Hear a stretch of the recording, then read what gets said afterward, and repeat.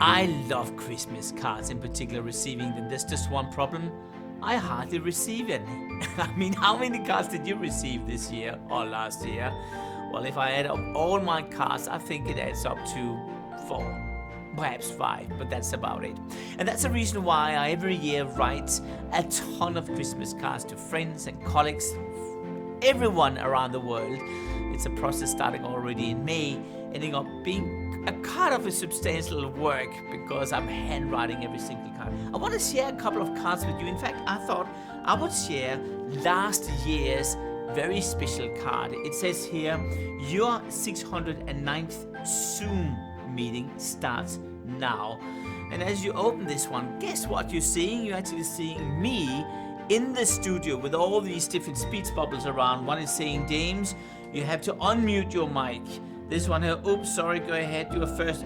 Can you hear me? You remember all these quotes. And as you go out here, this is of course where I have to write my message here, but then you actually will notice that the actual text which is around me here is changing as I am pulling out my Christmas card in this studio where I'm actually sitting at right now. And there's funny coming during the time of the day where it all shows how shockingly boring it is to sit in front of the screen all day long. Now, it was a pretty big success, this card here.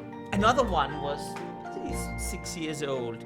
It is your passport to the world of brand. It has really that texture of a passport inside, a real passport. And here you have the story of some of the strange brand stories you never heard about around the world of brands which have leaned up against Christmas. Here's one, the secret shape of the Toblerone. You know, the chocolate bar here from Switzerland?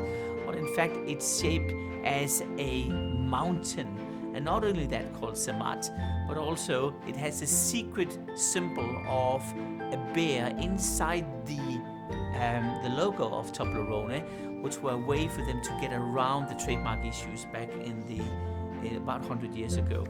This is another card I sent out. This one here is kind of fun. This is Where's Martin's Holiday Message. I think this is about 7-8 years old, and this is where you have to find me in the most complex city of all, Times Square, where guess what? I'm actually existing here somewhere.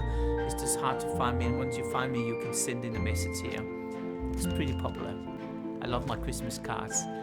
My question to you is, why don't you write a Christmas card? One of the things I've learned is that as the world goes in that direction, you should go in that direction. If no one sends you a card, you will remember that card forever.